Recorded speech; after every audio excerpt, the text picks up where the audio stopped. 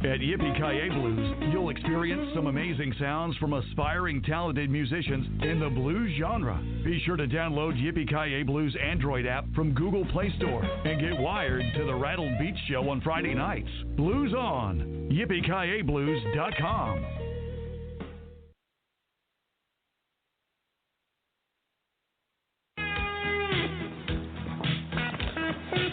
Wednesdays at 8 p.m. Eastern, 5 p.m. Pacific, Late Night Parents is live and exclusively on the Happy Hour Network.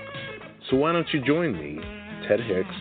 I'm a dad, husband, and son as I moderate a weekly discussion and engage an extraordinary range of interviewees for Late Night Parents. Whether it's from the world of politics, literature, visual and performing arts, science, business, technology, education, and even sports. They're all game changers. Why? Simply because we're all parents. Be prepared for an open and honest conversation because that's what you're going to receive. So why don't you break free and listen to Late Night Parents Wednesday, 8 p.m. Eastern, live and exclusively on the Happy Hour Network.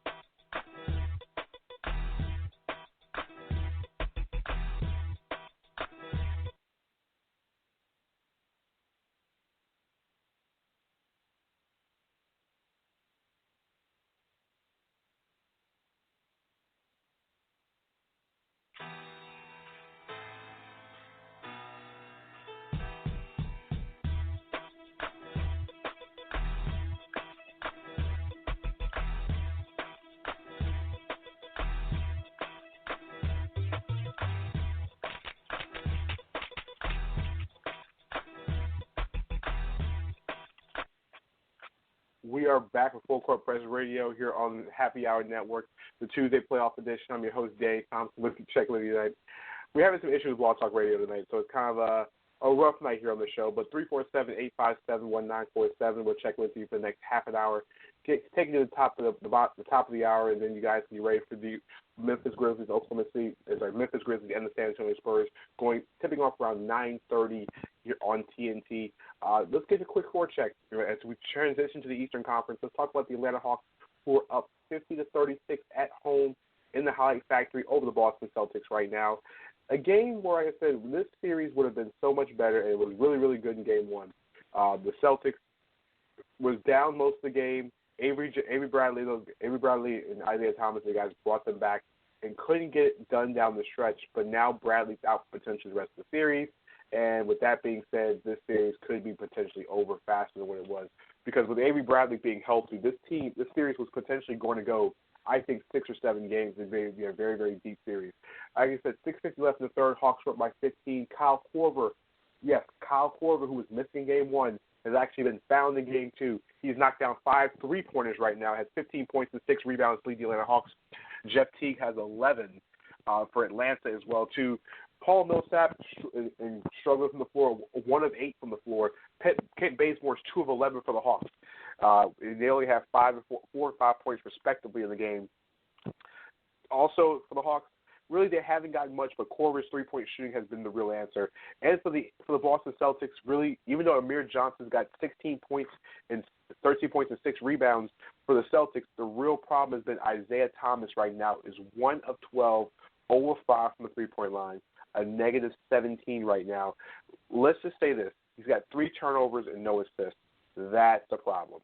But we got a caller online. Call from the 609. How you doing? Welcome to Full Court Press Radio. Who am I speaking with? Hey, Danny. This is Ethan in New Jersey.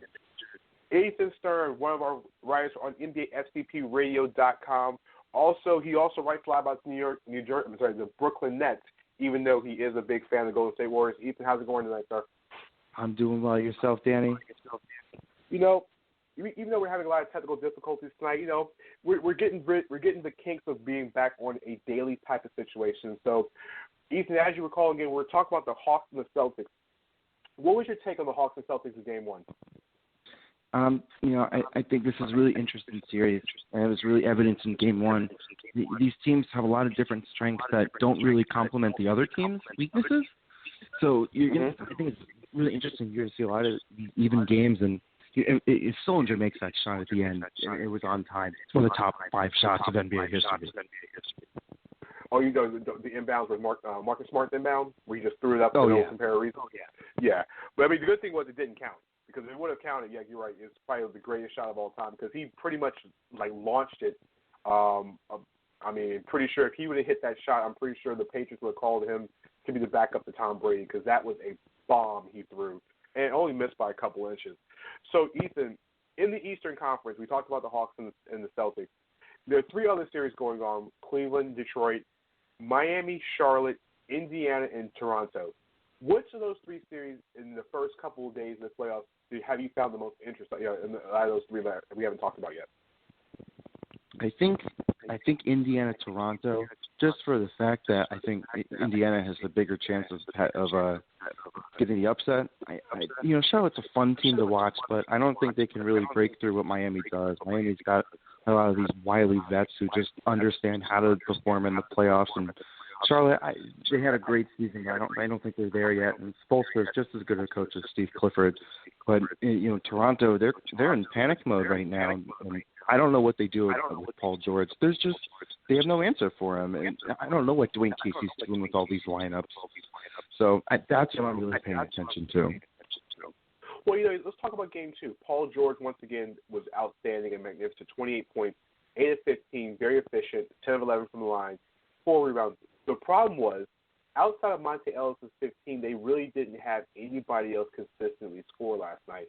And you got to give credit to Dwayne Casey's defense because something had to give because DeMar DeRozan, for the second consecutive game, has went missing. Ethan, DeMar was an all-star all season long, one of the best 2 guards in the NBA, and is looking for a max contract this summer. What do you think his main problem has been in the first 2 games? Because he's shooting 27% from the floor at only 12 points a game. Do you think he's forcing it? But do you think he's forcing it? Or, in your thoughts, what do you think is going on with this game in the first couple games so far? I'm not really sure. It looks like he hasn't been able to get to the line as efficiently. And, if Kyle Lowry's elbow was hurt, he can't, the threat of his shot isn't there as much, and that's not going to open up the floor as much for him. But this is always the kind of guy DeRozan's been. And occasionally he has these cold streaks, can really derail what the Raptors want to do. But, yeah, like you said, Dwayne Casey's defensive scheme should get a lot of credit. They're shutting down the Pacers, and they're not able to do what they want to do. And, the good thing about the Raptors last night was basically the saving grace was Jonas Valanciunas last night. Valanciunas could not have been stopped by anybody. In Game 1, he was outstanding in Game 1, but his shot wasn't falling with 4-14 in Game 1. He set a Raptors playoff record with, I think, 19 rebounds in Game 1. Last night, he ends up having, an outstanding game again, and he, I think he had 23 points and 15 rebounds last night in their effort. So going forward, Indiana's down, and their series is tied. Do you think the Pacers have a chance to take the series back? And win the game? Why not? I think it's there's 3 games left in Indiana, right? Absolutely have a shot. 3-4 in Game 6. So prediction? How many games do you think, and who wins the series? You know what? I'm going to pick Raptors in 7. I don't think Indiana has all the talent to do it. I think that they're going to run out of guys who can score.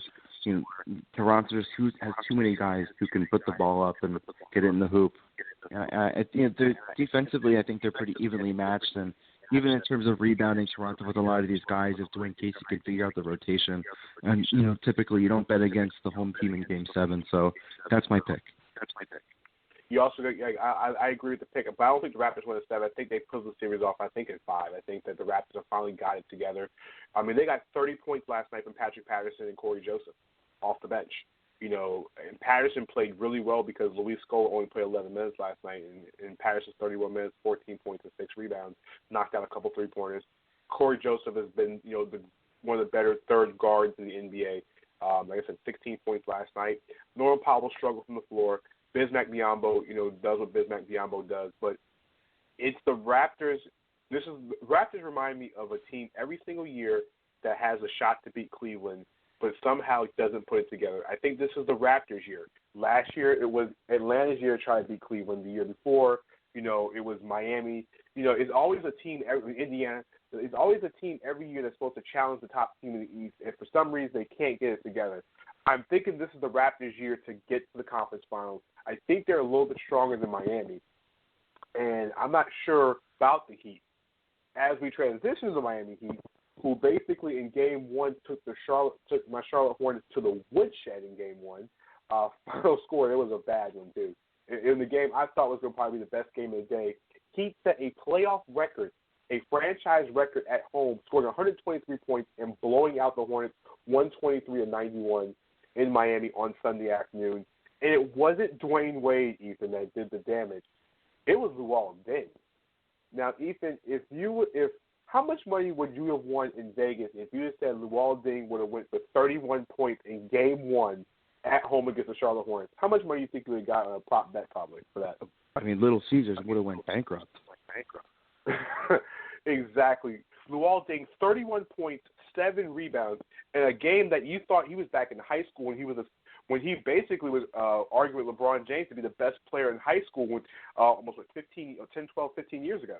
Hassan Whiteside, 21 points, 11 rebounds. Gordon Dragic was 1 point away from a double-double at 9 points and 10 assists. Joe Johnson scored 11. Dwayne Wade was very effective, 16 points, 7 assists, 4 rebounds. They got even 11 points from the corpse of Amari Stoudemire and Juices Winslow, and ironically, Darrell Wright all scored 8 points. Now, Juices Winslow scoring 8 points is one thing, but Darrell Wright was just loading up on three-pointers in the second half. And actually, in the final 4 minutes of the game, he knocked down 2 of them when it was really bad for the Hornets. Speaking of the Hornets, Nick Batum actually played very well. 24 points in his first playoff game in Charlotte, 7 of 14, 3 of 7 from the three-point line. Here's the problem, Ethan, and maybe you can help me understand this being a Hornets fan because I couldn't understand this watching this at home. The Hornets have Al Jefferson, who is one of the best low-post big men in the entire NBA, and the Heat decided to start Hassan Whiteside. For the life of me, could you not understand why Al Jefferson only played 23 minutes this game on Sunday night? I think one of the big problems with Al Jefferson, especially against the Heat, is the Heat don't have a ton of shooting. The addition of Joe Johnson really helped them space the floor, but they're a team that really wants to get it to the hoop. And Al Jefferson isn't that great at defense anymore. He's never been a great defender, but when he's in shape and he's getting old now, he can't defend like he used to, and he was never that great at defending. So if they have Whiteside out there, there's not really much he can do. But outside of that, Well, my thing is, sorry, if Danny, Al Jefferson. No, my thing with Al Jefferson, I shouldn't have cut you off on that one, is that Jefferson's so good in the post. Wouldn't you want to use Jefferson to try to get Whiteside in foul trouble? Because he's so foul prone? Zach Lowe put this really well. If you want to be a low post player in the NBA now, you need to be an excellent passer. And he's not. And the way the Hornets play isn't really conducive to that. They want to space the floor, move the ball around. It's tough for them to do that because it bogs their whole offense down. He's not great in the pick and roll, which is what they really excel at. It's not like but last year when they were having Michael Kidd-Gilchrist as one of the focal points, and they could do that, and they could say, okay, Al Jefferson, you go to work in the post, you go take 15 seconds off the shot clock, we'll figure it out. They just don't run that offense anymore, and especially against the Heat, Charlotte really needs to try and stick to that rhythm that they have. Here's another interesting question. Nick Batum had played a lot of the season before the Courtney Lee trade at the 2 guard. They added Courtney Lee from the deadline from the Memphis Grizzlies, and now they moved Batum to 3. I know Michael Kidd-Gilchrist is out, and the Hornets are really high on Marvin Williams. But at this point in time, wouldn't it be better to start Batum at the 2, put Jefferson at the 3, Jefferson at the 5, Zeller at the 4, and Marvin Williams at the 3? Wouldn't that be a better lineup in your opinion? Because for me, that sounds like a better lineup because if I'm doing anything, at least Jefferson can attack Whiteside, like I said, because Whiteside is foul prone, and you could bring Courtney Lee off the bench. Do you think that's a smart idea, or you think I'm completely off-centered about that?